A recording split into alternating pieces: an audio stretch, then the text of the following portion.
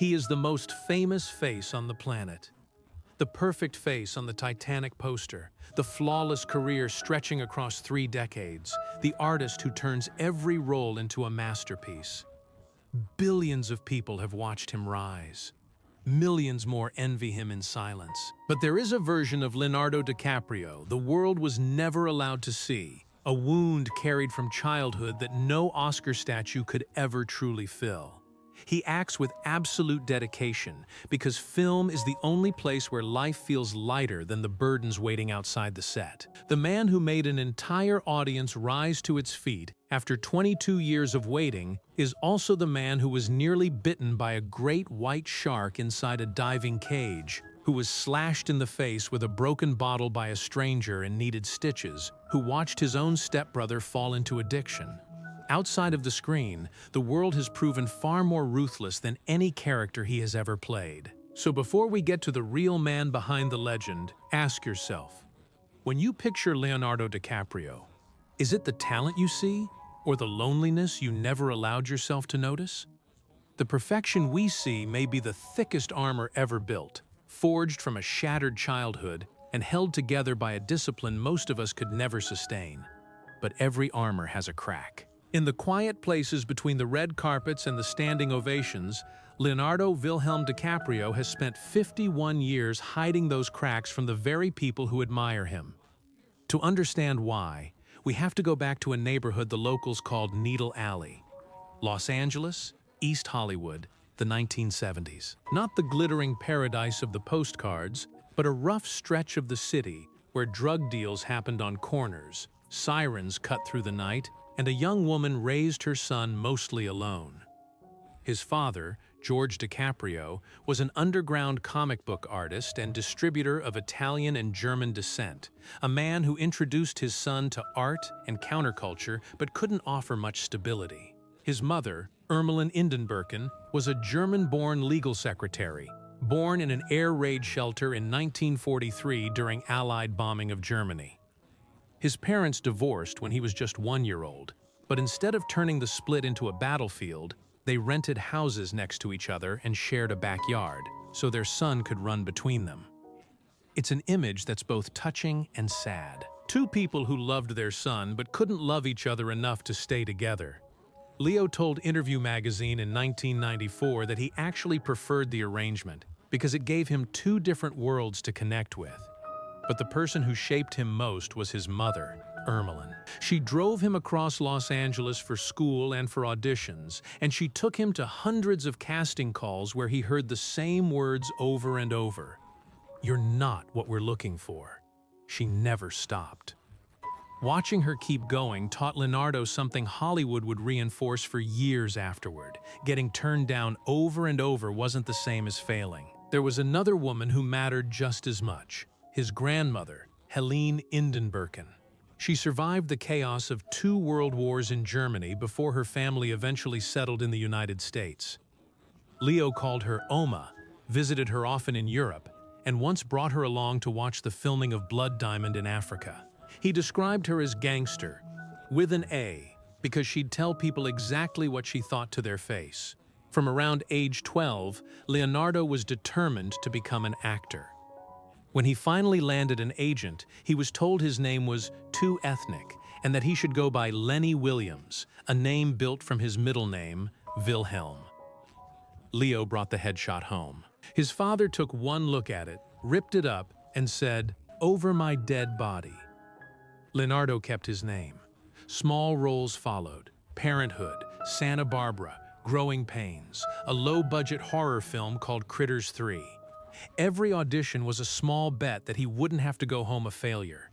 Acting wasn't just a passion, it felt like survival. Then, in 1993, an 18-year-old DiCaprio took the role of Arnie Grape in What's Eating Gilbert Grape, alongside an already established Johnny Depp. It wasn't the lead, but Leo turned that supporting role into the emotional center of the film, disappearing into a boy with an intellectual disability so completely that the line between actor and character seemed to vanish. The result was an Oscar nomination at 19, one of the youngest Best Supporting Actor nominees in Academy history. He didn't win, but Hollywood had noticed him. 3 years later, in 1996, Baz Luhrmann cast him as Romeo in his modern Romeo plus Juliet, the film that turned Shakespeare into something the MTV generation actually wanted to watch. His face ended up on teen magazine covers around the world. Then, in 1997, James Cameron cast him as Jack Dawson in Titanic, a film so over budget that studios were calling it a disaster before it even opened. Cameron initially asked Leo to audition, and Leo, confident to the point of arrogance, refused, believing he shouldn't have to. Cameron told him plainly, "Audition or go home." Leo read the lines, and everyone in the room knew Jack Dawson had found his actor. Titanic premiered on December 19, 1997, and became a cultural phenomenon.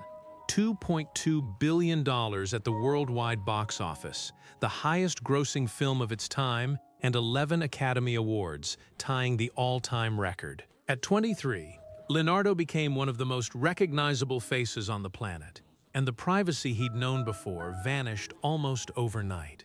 In the middle of that fame, Leo looked at what was happening and got scared of something worse than failure, being frozen forever as Jack Dawson instead of being taken seriously as an actor.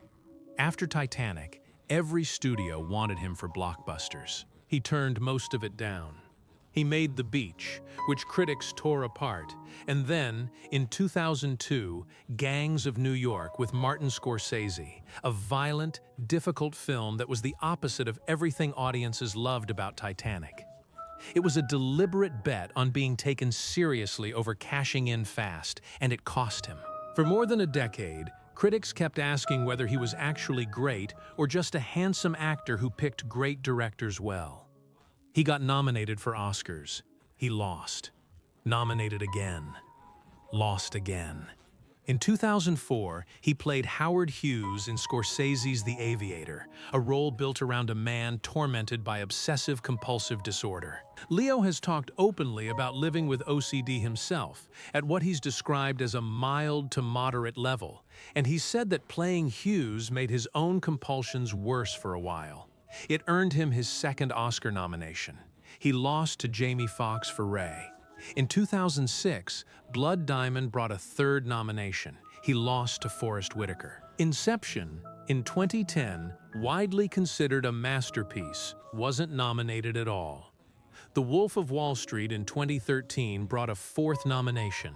He lost to Matthew McConaughey. Each loss fed a running joke online. Leo deserves it. The statue stayed elsewhere. In 2015, Alejandro Iñárritu cast him in The Revenant as a frontiersman left for dead in the American wilderness.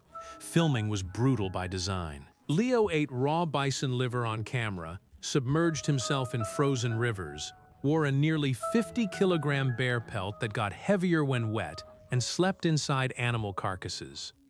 The crew shot only in natural light, so the production eventually had to relocate all the way to Argentina to keep chasing snow. Leo has called it the hardest shoot of his career. On February 28, 2016, at the 88th Academy Awards, on his fifth nomination, he finally won. The Dolby Theater rose to its feet. Leo used his acceptance speech to talk about climate change instead of himself. Sitting beside him that night was his mother, Ermeline, the woman who'd once driven him to hundreds of failed auditions. The Oscar didn't slow him down. Once Upon a Time in Hollywood 2019 brought a sixth Best Actor nomination. Don't Look Up followed in 2021. Killers of the Flower Moon, his sixth collaboration with Martin Scorsese, came out in 2023 to acclaim, though the Oscar nomination that year went to his co-star Lily Gladstone rather than to DiCaprio. Then, in 2025, One Battle After Another earned him his seventh acting Oscar nomination, and Time magazine named him its 2025 Entertainer of the Year. At 51, he's still being nominated for the industry's top prize, decades after most stars have faded from the conversation. But inside that armor, whatever battle was happening never really stopped, and the threats to him weren't only internal. Leo told Wired in 2015 that, "If a cat has 9 lives, I think I've used a few already." And he wasn't exaggerating. In 2006, while on a break from filming Blood Diamond in South Africa, he went cage diving off Cape Town. A great white shark lunged for a piece of bait stuck to the top of the cage, and half its body ended up inside with him, snapping 5 or 6 times an arm's length from his head. The operators told him this had never happened before. On a separate occasion, during a tandem skydive, his main parachute got tangled. His instructor cut it free, and the reserve chute knotted up too before it was finally shaken loose in midair. In 2010, on a flight from New York bound for Moscow, an engine failed and burst into flame outside his window, forcing an emergency landing. And in 2010, while diving with Edward Norton and oceanographer Sylvia Earle in the Galapagos, DiCaprio's oxygen tank began leaking. Norton noticed he was in trouble and got him to the surface. 4 times, in different ways, DiCaprio came close to real danger, and 4 times he walked away. Then there was the scar that came from another person, not from nature. In 2005, at a party in the Hollywood Hills, a woman named Aretha Wilson, who mistook DiCaprio for a former boyfriend, struck him in the face and neck with a broken glass or bottle. He needed stitches and, by some accounts, minor surgery to close the wound. Wilson later fled to Canada, was extradited, and pleaded no contest to assault with a deadly weapon, serving roughly 2 years. But the deepest crack in his life wasn't on his skin. It was inside his own family. After his parents' divorce, his father remarried Peggy Ann Farrar, whose son from a previous relationship, Adam Farrar, was a few years older than Leo. The 2 boys grew up close, sharing a father, a backyard, and, for a while, a shot at the same Hollywood dream. Adam even found child acting work before Leo did. Then their paths diverged sharply. Adam's career stalled in the late 1990s, and over the years that followed, he was arrested repeatedly on drug and theft charges. In 2014, he was arrested on outstanding warrants, and he and his partner lost custody of their daughter, Normandy, who was placed with her grandparents. Adam has said that by 2016, the brothers had drifted apart, that a chance encounter at a family gathering ended with warmth in the moment, but silence afterward. His calls to Leo went unanswered.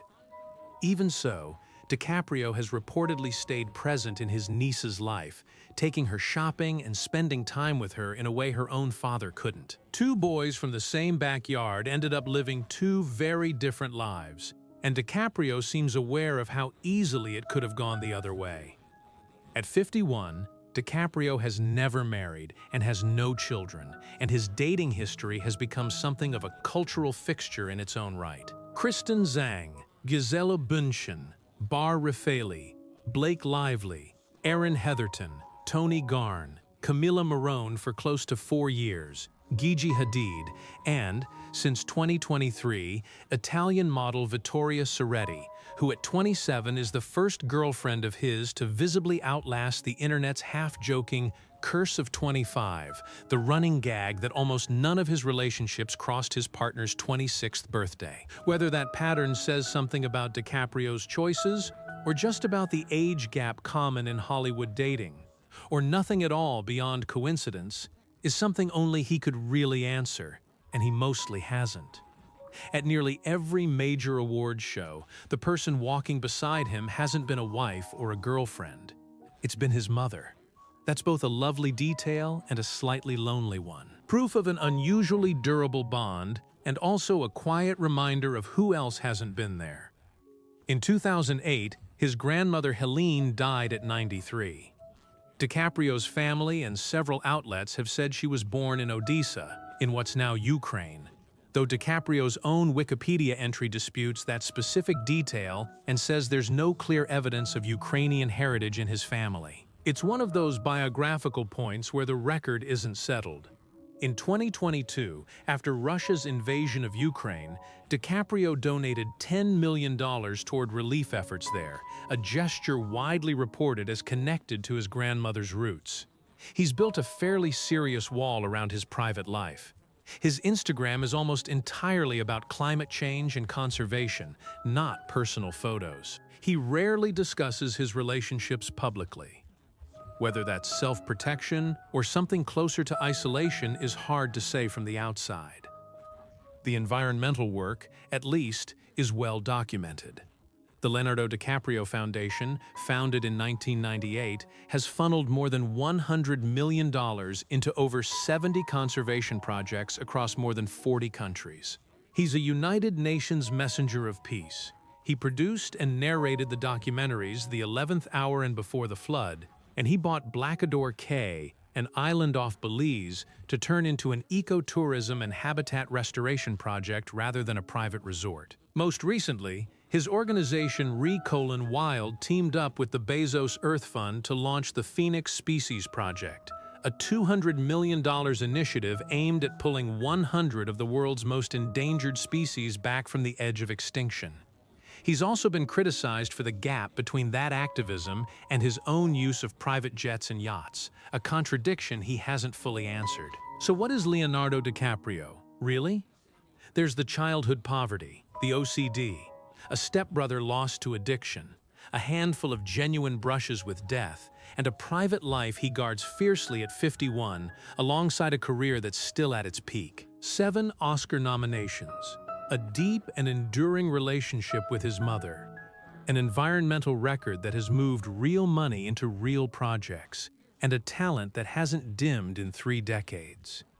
He's a complicated, contradictory person, like most people, just with the amplification that comes from being watched by billions. Maybe the more interesting story isn't the trophies, but the armor underneath them.